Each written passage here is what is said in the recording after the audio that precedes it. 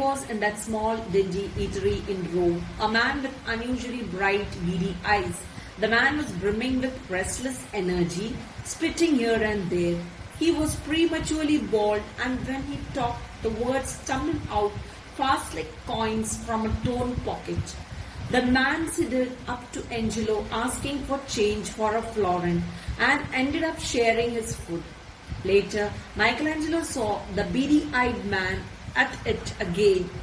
He was asking someone else for change for a florin. So let me explain this to you. Then one day Michelangelo found it. He was in search of his Judas. Finally, he found his Judas one day. There he was in that small dingy eatery. Where was he? He was in that small dingy in the sense dark, dirty eatery, dark and dirty restaurant in Rome. He found Judas in that dark and dirty restaurant in Rome. A man with unusually bright. So here the description of the man is given over here. You have a question on the right hand side in the box. Describe the man Michelangelo thought had the face of Judas. So you listen to it carefully. A man with unusually bright, beady eyes. So it was unusually bright, beady eyes. Beady eyes means having bright, small eyes is called as beady eyes. The man was brimming with, in the sense the man was fully restless. Okay, brimming with restless energy. He was full of this restless energy in him. You know, restless people, they don't stick in one particular place. They keep on moving. So what this man was doing, he was going on spitting here and there. This is what he was doing over here. He was prematurely bald. Prematurely bald means before time he was bald. You can see the man in the picture. You can see the man, bald man standing over here. Prematurely, before time he was bald. That is what it is said, before time. Normally people at later age only they become bald, but here he was bald before time, right?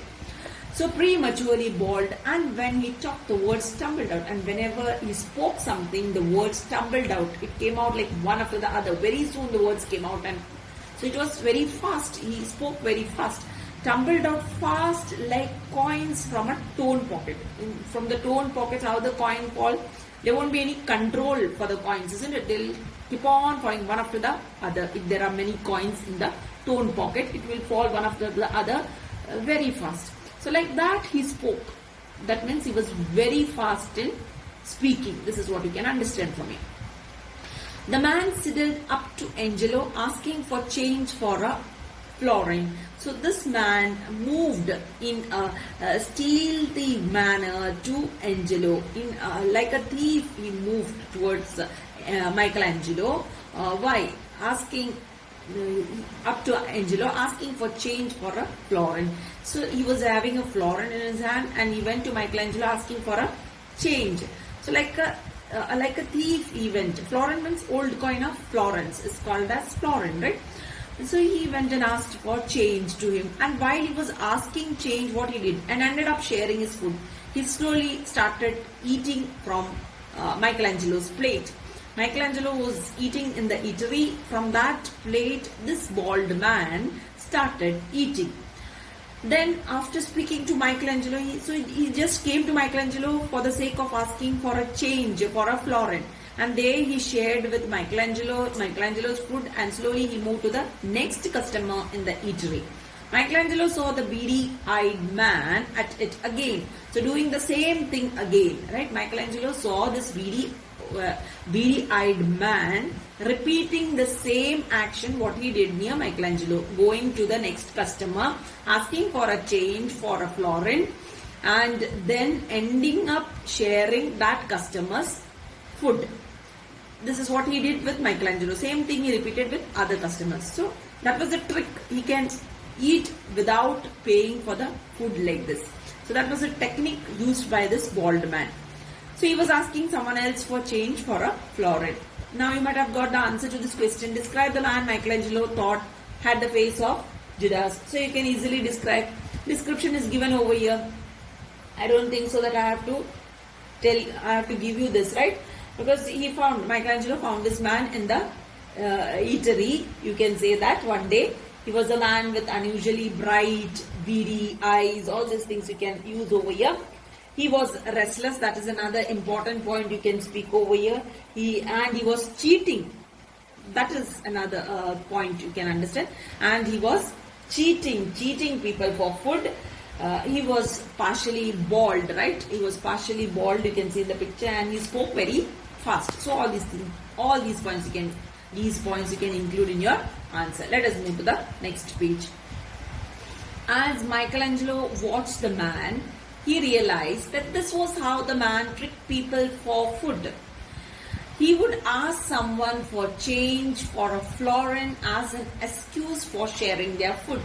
So as Michelangelo was watching this particular man, what he was doing, Michelangelo came to know that this man tricked people, cheated people for food. He would ask someone for change for a florin and as an excuse used to slowly share their food. It was not difficult for Angelo to persuade the beady-eyed man to accompany him to the chapel. Michelangelo explained to the man that he wanted to use his face as a model for Judas. It will make you immortal, I promise, Michelangelo said solemnly as he lifted the sheets covering the walls and the ceiling. So you can see over here. So it was not difficult. So looking at the plight of the man, Michelangelo understood the psychology of the man. It is not very difficult for him to convince this man. So Michelangelo slowly approached the man and he persuaded the beady man to accompany, convinced the beady-eyed man to accompany him, to join him to the chapel, to follow him to the chapel. So he was going to the Sistine Chapel to complete his work, right? So that there he was taking him along with him. Michelangelo explained to the man that he wanted to use his face as a model for Judas. And then he told him that he wanted to use his face as a model for Judas. He wanted to paint the picture of Judas and there he wanted to use his face as a model. It will make you immortal. So Michelangelo told him one more thing. So if you give your face for it, it will make you immortal. Immortal in the sense living forever. So if this face is taken, this face will remain in the minds of the people. So that is what Michelangelo told him, for forever. So no death for such faces, right? So that is what you can understand over here. I promise, Michelangelo said solemnly as he lifted the sheets covering the walls and the ceiling. So this he said, yes, I promise this, that you will be living for forever if you give the face. This is what he told him. And slowly he lifted the sheets which were covering the walls and the ceiling of the Sistine Chapel to show the artwork done over there. The man gaped awestruck. He recovered enough to ask for a tidy sum. Michelangelo promptly agreed. The man gaped awestruck. Now what do you understand? The man gaped awestruck. Man gaped awestruck means he opened his mouth wide in wonder. He looked at the picture and he opened his mouth wide in wonder. He recovered enough to ask for a tidy sum. So he just saw and then he felt like asking for a tidy sum, for a large amount of money to be the model. Michelangelo promptly agreed, and whatever he demanded, Michelangelo agreed to it. From that day on, the man came regularly to sit for Michelangelo, and so the deal was done, and from that day onwards, this man is to come sit in front of Michelangelo, allowing Michelangelo to finish off the sketchwork of Judas. One day, the man stood in Michelangelo's studio browsing through a pile of old sketches.